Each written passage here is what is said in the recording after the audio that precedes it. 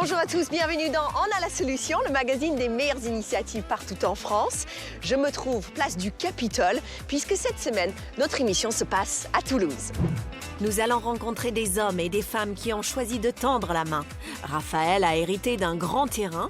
Il a décidé d'abriter ceux qui n'ont pas de toit, une sorte d'arche de Noé où des personnes en situation fragile viennent se reconstruire au contact des animaux. T'as peur, t'as des rougeurs, c'est normal. Tu vois, le cheval, il est content, il veut te dire bonjour, donne. Voilà. Alexia, elle, a créé un réseau d'entraide entre femmes entrepreneuses. De la petite commerçante à la cadre supérieure, elles échangent conseils et soutien. Est-ce que c'est important la solidarité entre les femmes? Absolument. Ailleurs aussi, les initiatives solidaires ne manquent pas. La France est même au 6e rang mondial pour le nombre de ses bénévoles. Par exemple, à Nantes, 2 architectes ont aménagé des camions pour en faire des logements d'urgence. Une idée qui semble aussi bonne et si facile à mettre en œuvre. Et puis à 9 ans seulement, Victor a monté son association afin de récolter des fournitures scolaires pour ses copains démunis. Faire des compagnies, c'est la vie. Oh yeah. Mais tout de suite, direction le quartier de Manel à Toulouse. Je vais partager le quotidien des habitants d'une ferme solidaire.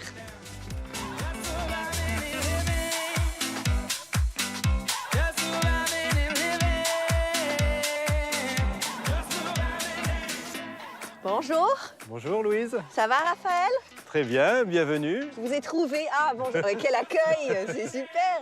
Et Bonjour, qui c'est? Sacha. C'est Shalom. Il est magnifique. Alors, dites-nous où nous sommes là.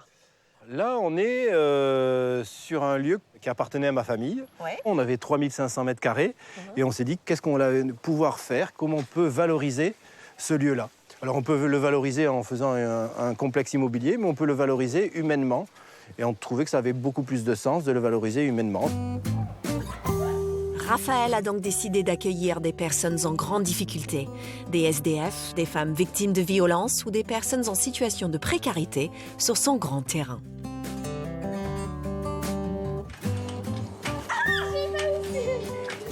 Ici, vous êtes bénévole? Oui, je suis bénévole. Oui, je suis informaticien. Donc, rien à voir avec l'accueil de personnes en difficulté. Le projet a réellement démarré quand je me baladais avec les chèvres dans le bois. Et j'ai rencontré Thierry, qui était sous une tente avec son chien. On peut avoir peur de quelqu'un qui est tout seul dans la forêt et qui dort. Bien sûr. Voilà. J'ai pas eu peur, on a appris à se connaître. Un jour, il est repassé et il allait à l'église chercher de l'eau. Et j'ai dit, écoute, j'ai fait mettre l'eau sur mon terrain, elle n'est pas bénite, mais si tu veux de l'eau, je t'en donne. Et il m'a dit, qu'est-ce que je peux faire en échange? Et ça, souvent, on a envie de dire, je t'ai donné l'eau. Rien de grave, c'est bon. Non, il voulait un échange. Donc j'ai dit, oui, bien sûr, j'ai besoin de toi. Et c'est comme ça qu'est né le projet. On ne lui a pas dit de construire un chalet. C'est lui, plus tard, qui m'a dit, tiens, si on construisait des chalets pour les autres. Ah, j'ai dit, tiens. Ah, c'est l'idée de Thierry, en fait. C'est l'idée de Thierry. C'est Thierry qui m'a dit on construit des chalets pour les autres. Et il est là encore aujourd'hui? Non, Thierry est resté 3 ans ici.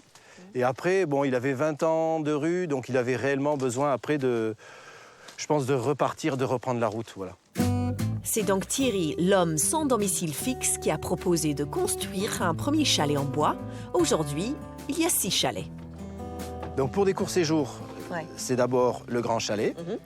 Et puis pour des séjours un petit peu plus longs, on va peut-être travailler sur l'accueil sur un chalet indépendant. Bonjour Yab. Bonjour, ça va? Ça va, et vous? Ouais, super. Yab, pareil, c'est un Palestinien heureux d'être ici. C'est vrai? Voilà. Ouais. Vous venez pour le déjeuner, c'est ça? Oui. Ouais. On va peut-être pouvoir discuter ensemble un petit peu tout à l'heure. Pas de problème, ouais. Ça marche. On va aller à l'atelier. D'accord. Direction l'atelier de menuiserie avec Gérard, un voisin qui a perdu son travail à l'approche de la retraite et que Raphaël a engagé pour tous les travaux de la ferme. À ses côtés, Augustine, l'un des résidents du lieu. Bonjour. Allô? Bonjour. Bonjour. Bonjour. Louise, enchantée. Alors, où on est, Raphaël? On est dans l'atelier où on répare les chalets, où on fait la maintenance des chalets quand il y a une porte de douche à réparer. Et donc, tout le monde participe aux travaux ici? Tout le monde doit être actif. Okay. Donc ça peut être le soin des animaux, ça peut être couper les légumes, ça peut être ratisser, mais on peut toujours faire quelque chose. C'est ça qui est bien. À la ferme, il y a toujours une activité. Et on va faire des choses qui nous valorisent, en fait, parce que c'est des choses pour lesquelles on a un talent. On va faire des choses utiles et en plus des choses que l'on sait faire. Alors, Augustine, c'est ça, hein, je ne me trompe pas. Vous venez d'où? C'est quoi votre histoire? Moi, je suis rentré en France, ça fait 5 ans. J'habitais dans la communauté d'Emmaüs et je rencontrais Raphaël pour me reposer. Et au bout d'un moment, on a discuté et on a décidé si je pouvais faire partie de la ferme.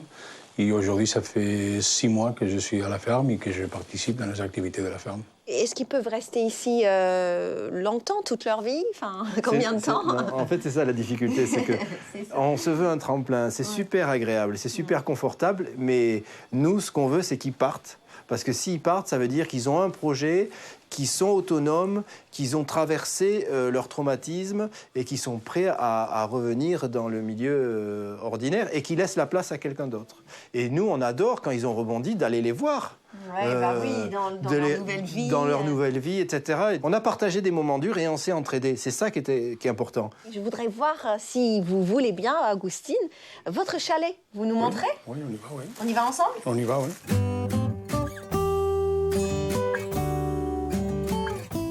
Et donc, c'est votre chez vous? Non, ça, c'est chez moi, oui. Waouh! C'est très joli, hein?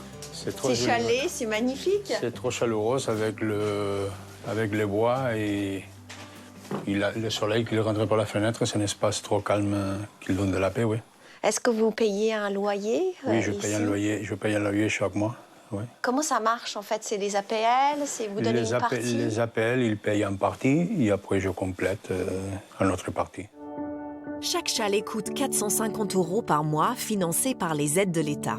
L'association Ferme Habitat Solidaire est, elle, financée exclusivement par des fonds privés de particuliers ou d'entreprises.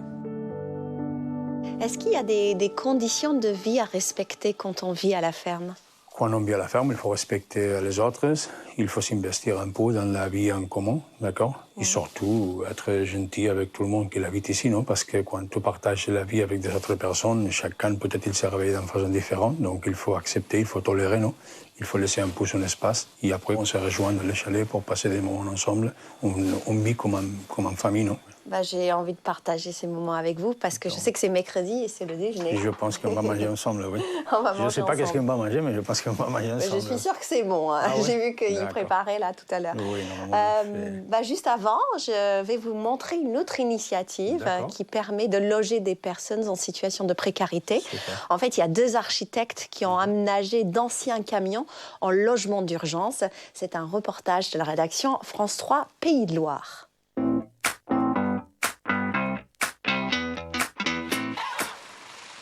Après 12 ans d'exploitation, c'est une autre vie qui attend ces camions frigorifiques. Cette fois, il aura fallu 1 mois pour transformer l'un d'eux en dortoir, de quoi accueillir 8 personnes, un habitat d'urgence pour ceux qui n'en ont plus. On peut aussi très bien vous adapter le camion en fonction de vos besoins. Là, aujourd'hui, il est pour 8 femmes à Paris, mais ça pourrait être pour 12 hommes, ça pourrait être pour 6 femmes d'un côté, 6 hommes de l'autre. Et on peut être complètement modulable à 200%. Frédéric Tabary, l'un des concepteurs du projet, présente sa première villa en urgence, comme il l'appelle, à Guy Maillet, président de l'association Logement Fraternité. Ce dernier, confronté quotidiennement aux difficultés des plus démunis, est séduit si l'État accompagne l'initiative. Il faut que ces dispositifs régaliens puissent mettre à disposition des aires de parking dans les centres-villes ou la périphérie des villes et des terrains à l'extérieur. Parce que n'oublions pas, s'il y a des plus démunis en milieu urbain, il y a certes une concentration, mais il y en a aussi en périphérie et dans nos campagnes. Le coût d'une villa en urgence est estimé à 20 000 €. La première a été entièrement financée par cet homme, un chef d'entreprise qui aimerait faire des émules. Le quotidien du chef d'entreprise qui est dans son boulot, dans ses affaires, etc., l'amène pas à penser à prendre en charge les misères de la terre, parce qu'au fond, c'est pas ce qu'on lui demande. Mais je pense que s'il est sollicité par une idée qui semble aussi bonne et si facile à mettre en œuvre, je pense que ça réagira comme moi. Je pense pas être un cas isolé, en tout cas j'espère. Loin d'être une recette miracle, ce camion est cependant un espoir de plus pour ceux qui dorment dans la rue. Vous l'avez embrassé ou pas, le chirurgien? Merci Dimitri. Viens t'installer. De retour à Toulouse, je suis à la ferme Habitat Solidaire et je suis avec Raphaël, qui est le fondateur de ce lieu. Et donc aujourd'hui c'est mercredi, et mercredi c'est quoi? C'est à mi-chemin, donc on accueille tout le monde débarque. À l'improviste, c'est auberge espagnole. Donc il y a des habitants de la ferme qui viennent déjeuner, mais aussi des gens du quartier, enfin des gens Les enfants du quartier, les enfants des associations voisines, des fois des jardiniers qui nous amènent des légumes, on les cuisine et on partage le repas avec eux ou on partage le café. Et c'est un moment pour partager, pour faire le point ensemble. Pour rire ensemble, Bah oui. je pense. Il y a une bonne ambiance en tout cas, je me sens bien. Merci, merci de l'accueil. Et après, on travaille peut-être sur des projets personnels de chaque personne. Le mot projet est compliqué, donc des fois on dit qu'est-ce qui te fait kiffer, par exemple, tu vois, Dimitri, qu'est-ce qui te fait kiffer, qu'est-ce que tu as envie de faire, et on va définir que voilà, pendant son séjour de ressourcement ici, il va développer, il va déployer ces compétences qu'il a voulu développer, quoi. Alors qu'est-ce qui te fait kiffer, Dimitri? De retravailler. De retravailler. Bon, bah, Voilà. oui, mais ici on peut travailler aussi. Oui, mais là, par exemple, il est parti pour aller dans une agence d'intérim. Cool. Parce qu'il peut retravailler, parce qu'il a un logement. Il a un logement, donc son chien peut être gardé. Parce que là, en gros, j'ai perdu un travail à cause que le chien, je n'ai pas pu le faire garder. Et en étant SDF, je ne vais pas laisser le chien comme ça en pleine rue pour qu'on me le vole ou quoi que ce soit. Et comment vous vous sentez ici depuis que vous êtes arrivé, Dimitri? Parce que ça fait que 3 jours, non? Hier, il est arrivé hier. Et alors? Sous la pluie. Bon, ça va. Je me sens bien, j'ai bien dormi cette nuit, c'est le principal. Mais comment vous trouvez le temps de vous investir autant ici? Parce qu'on vous sent vraiment très présent. Je suis très présent. Vous me sentez très présent? Ouais. Bah oui. Surtout Trop. vendredi dernier. En fait, oui, dès qu'il fait beau, je quitte mon travail et je viens à la ferme parce que c'est un réel plaisir. Donc oui, j'y suis avec plaisir. Mais après, c'est parce que Elisabeth, ma femme, elle est quand même mon point ressource. Quand même. Elisabeth, qu'est-ce que vous avez dit quand Raphaël il est rentré un jour, il a dit j'ai envie de faire ça. J'ai envie de monter ce projet. Ouais, c'est un chemin, hein. Je pense que c'est petit à petit. Oui. On avait un peu, tous les deux, je pense qu'on est un petit peu fous. Et donc, il faut un peu de folie pour monter faut un peu de folie. une ferme pareille. C'est vrai qu'on a eu de la chance. Voilà, dès le départ, peut-être, on a eu des parents qui nous ont aimés. Tout le monde n'a pas eu cette chance-là. Et il me semble que c'est c'est essentiel de pouvoir, à notre mesure, pouvoir le partager. Mais entre les réticences du voisinage, les accueils difficiles ou certaines violences dues à l'extrême fragilité des résidents, partager reste un chemin semé d'embûches. Parce qu'on est peut-être des fois déçus de certaines rencontres. Parce qu'on a des procès des amis, des voisins, des employés. On a eu tout, hein. Un voisin qui n'était pas content parce qu'on construisait à côté, on accueillait des SDF, et ça, il avait l'impression que son bien perdait de la valeur. On a eu des coups. moments durs, mais des moments de joie aussi. Énormément de joie. Je pense que la joie, elle est bien plus grande que tous les problèmes qu'on peut avoir. Et je sais, je sens la joie quand je discute avec Augustine, avec Dimitri, avec tous les gens qui viennent ici partager un moment. On va se retrouver dans un instant. Tout de suite, je vais vous montrer un petit reportage. C'est un mini-vous, Raphaël. Il s'appelle Victor. En fait, il a 9 ans. Et en fait, il a décidé de monter une association pour aider les enfants qui n'ont pas forcément la même chance que lui. C'est un très joli reportage de la rédaction France 3 Nord-Pas-de-Calais. Voilà toutes les fournitures. Il y en a aussi là, là aussi. Les cartons ont envahi la maison de Victor. 376 kilos de gomme, crayons, cahiers, venus de la France entière que le garçon de 9 ans trie consciencieusement. 1, 2, 3. Tout a démarré l'an dernier avec ses copines dans cette classe, à force d'entendre ce genre de phrases. Est-ce que tu peux me prêter un stylo, s'il te plaît? Attends. Ils ont alors décidé de récolter des fournitures pour les élèves qui n'avaient pas les moyens d'avoir tout le matériel nécessaire. Ils sont passés avec une petite boîte, en carton pour ramasser. Et ça a grossi, je vais dire, de jour en jour. Et au retour des vacances, c'était une grosse entreprise, on va dire. Les enfants ont reçu tellement de fournitures qu'ils ont pu en envoyer à Saint-Martin après l'ouragan Irma qui a dévasté l'île. Ce qui a valu à Victor d'être élu enfant de l'année par le journal Mon Quotidien. J'étais plus que content, j'étais heureux. Si à 9 ans ou 10 ans, ils ont des envies d'aider les autres et qui ne sont pas uniquement tournés vers eux-mêmes, c'est sûr que en tant que parents, c'est très touchant, on est fiers. C'est émouvant aussi de les voir se démener. Désormais, Feutre et compagnie cherchent de l'aide pour envoyer ses fournitures et ses jeunes membres ne comptent pas s'arrêter là. Feutre et compagnie, c'est la vie. Oh yeah.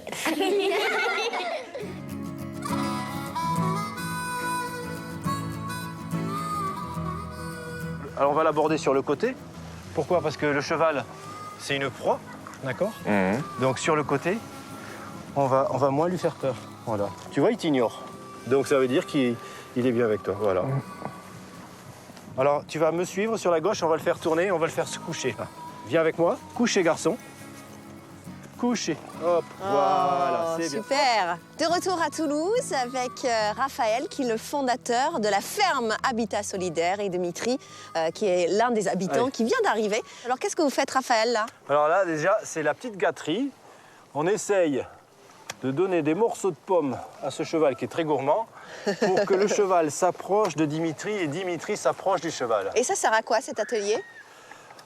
Je pense qu'on ressent, tu nous diras Dimitri, mais on ressent quand même que tu as un cheval qui fait 500 kilos, qui se couche à tes côtés, qui te fait confiance. Donc c'est pour reprendre confiance, entre guillemets, Raphaël? Oui, je pense qu'on va travailler sur les émotions. Souvent on dit, mais non, n'aie pas peur, t'es bête d'avoir peur. Non, au contraire. Moi, premier réflexe, je leur dis, tu as le droit d'avoir peur. Oui. On va essayer de voir si cette peur, elle a le droit d'être là. Est-ce que réellement il y a besoin d'avoir peur? Voilà. On va analyser. C'est quoi qui te fait peur? Par exemple, tu vois, Dimitri, c'est quand il se cabre. Quand il se cabre. Bah, c'est comme ça que j'ai chuté, donc ouais. Parce que vous avez eu une expérience, Dimitri, une chute, c'est ça? C'est ça, quand j'étais gamin sur un petit poney, et il a cabré, je suis tombé, et depuis j'en ai peur. Mais c'est complètement normal. Et ça fait partie de la reconstruction de travailler avec les animaux? Ouais, parce que je pense que Dimitri, il sera fier de lui, d'avoir surmonté un peu... Oui, dépasser ses peurs. Voilà. Avec un cheval qui lui rendra, vraiment, il lui rendra au centuple. Merci beaucoup, c'était une très belle leçon de générosité. Merci Dimitri d'avoir partagé votre quotidien avec nous. Avant de vous quitter, je voudrais partager une autre initiative solidaire. Aujourd'hui en France, il y a 10 000 entreprises qui font faillite et évidemment c'est un énorme choc pour les créateurs de ces entreprises. Du coup, une association a été montée pour les aider à rebondir. C'est un reportage de France 3 PACA.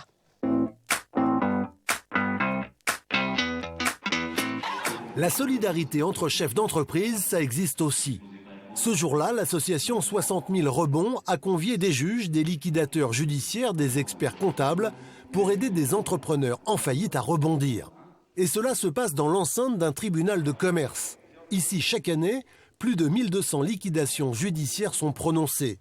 Et si aux États-Unis, il faut 2 ans à un chef d'entreprise pour rebondir, en France, il lui faut 8 ans. L'association 60 000 rebonds propose justement de s'inspirer de la mentalité anglo-saxonne.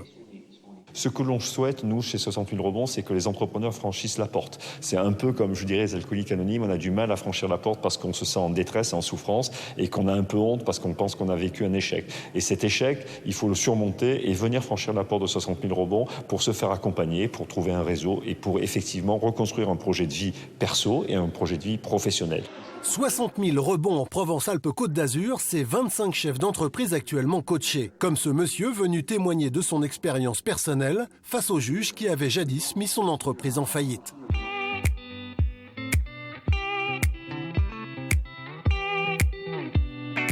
Comme on vient de le voir dans ce reportage, c'est pas toujours facile d'entreprendre. Alors Alexia a créé un réseau d'entraide entre femmes créatrices d'entreprises. Elle va m'expliquer tout ça. C'est mon coup de cœur de la semaine. 1, 2. Alexia? Salut Louise. Bonjour, ça va?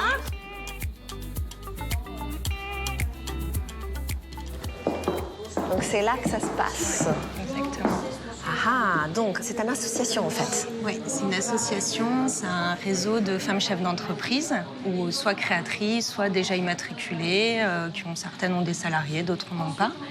Et elles viennent en fait prendre des conseils. Donc à chaque fois, c'est une experte du réseau qui vient donner son savoir aux autres participantes. Alors, quel type d'entrepreneurs? C'est des gens qui travaillent dans des grosses structures, des petites entreprises? Alors, on a de tout. Moi, je voulais vraiment que ça soit un réseau qui soit mixte, parce que je pense que si on n'a que des créatrices d'entreprises, entre elles, elles ne vont pas pouvoir s'entraider. Donc, il faut des femmes chefs d'entreprise aguerries et des débutants.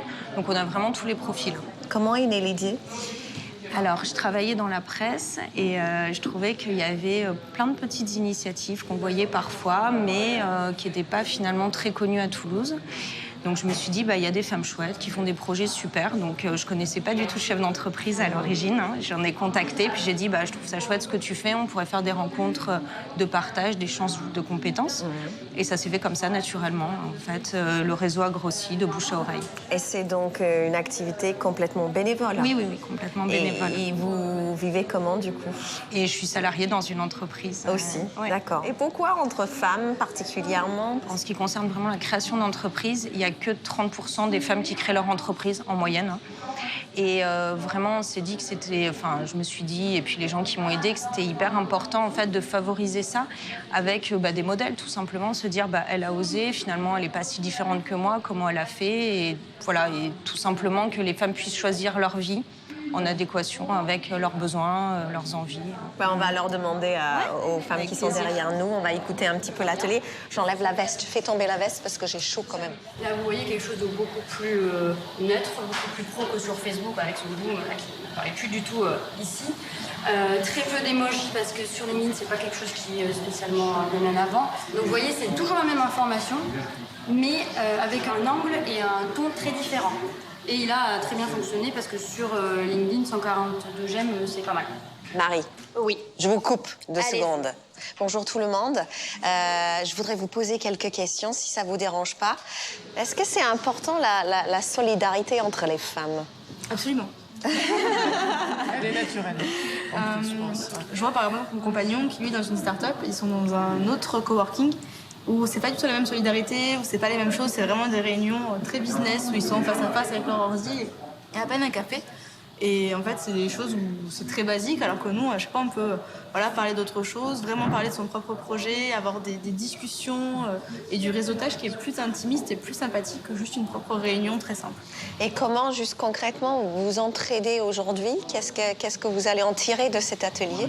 Mais aujourd'hui, déjà, la première chose que je vais en tirer, c'est de savoir que je suis pas toute seule. Et c'est très très important, je pense, parce que quand on entreprend, et notamment quand on est seul sur son projet, on a tendance en fait à s'enfermer dans sa bulle et dans son projet, et puis avoir la tête dedans, et on a du mal à en ressortir. Et le fait de pouvoir en fait échanger avec d'autres femmes, ça aide tous les jours en fait à grandir et à faire grandir son projet. Alors si j'habitais Toulouse, je viendrais vous voir plus souvent, à mon avis. En marge de l'atelier, 2 réseauteuses, Sophie et Sabine, ont pris rendez-vous pour échanger leurs compétences. Jusqu'ici, elles ne se connaissaient qu'à travers les réseaux sociaux. Donc vous pouvez vous apporter peut-être vos expériences, vous pouvez échanger mutuellement et apporter des choses l'une à l'autre. Un échange de réseau, j'imagine aussi, de contacts, d'idées. Tout à fait. En fait, ce qui est très original avec Sabine, c'est que je l'ai croisée sur les réseaux sociaux, plus sur le côté role-looking. J'ai besoin d'avoir d'autres partenaires sur mes réseaux pour pouvoir justement, bien accompagner mon client, alors que moi, je n'ai pas cette connaissance-là. Mais du coup, c'est complémentaire à ce que j'apporte. Donc du coup, Sabine peut devenir une partenaire. Et c'est un discours qui résonne chez vous, Sabine? Oui, complètement. Déjà, la notion de changer de carrière, éventuellement, moi, je l'ai vécu. Et cette histoire, cette notion de légitimité, de confiance en soi, c'est quelque chose sur lequel je crois qu'on travaille tous. Et c'est bien d'être accompagné sur ce point-là. Et c'est quelque chose que moi, j'ai expérimenté dans le bénévolat d'abord et puis après sur d'autres domaines. Et voilà, c'est quelque chose qui me tient à cœur aussi. Donc, je pense qu'il y a effectivement beaucoup de choses à faire conjointement avec Sophie. Je vous laisse échanger entre vous. Bravo surtout pour cette solidarité féminine. Et juste avant de vous laisser, est-ce que vous connaissez ces paroles? Ici, si tu cognes, tu gagnes. Même les mémés aiment la castagne. Yes, c'est de qui? Nougaro. Eh bien, en hommage à Nougaro, une superbe initiative des stages d'autodéfense pour les femmes. Ouais, c'est un reportage de France 3 Alsace.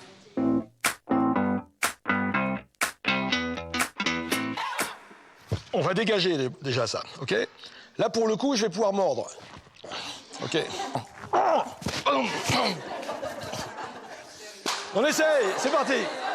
Elles sont ados, adultes ou seniors, viennent de milieux et de quartiers différents, sportives ou non, elles ont toutes décidé de ne plus avoir peur et de passer à l'action. Ça m'est déjà arrivé, mais je ne savais pas trop comment me défendre. Du coup, je pense que c'est l'occasion d'acquérir des réflexes. Je me suis souvent toute seule à me promener, à faire des activités seule.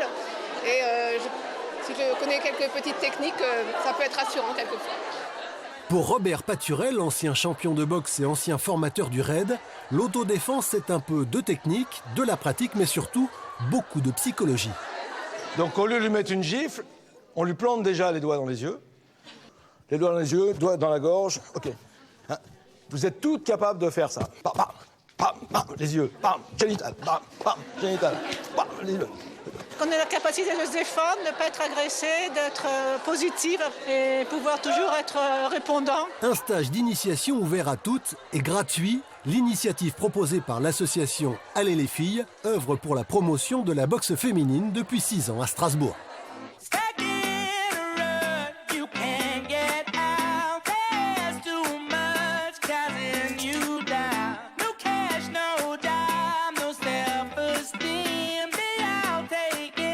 Voilà, notre émission à Toulouse s'achève. Si vous avez envie de partager vos initiatives avec nous, rendez-vous sur les réseaux sociaux. Moi, je vous dis à la semaine prochaine. Ciao, ciao.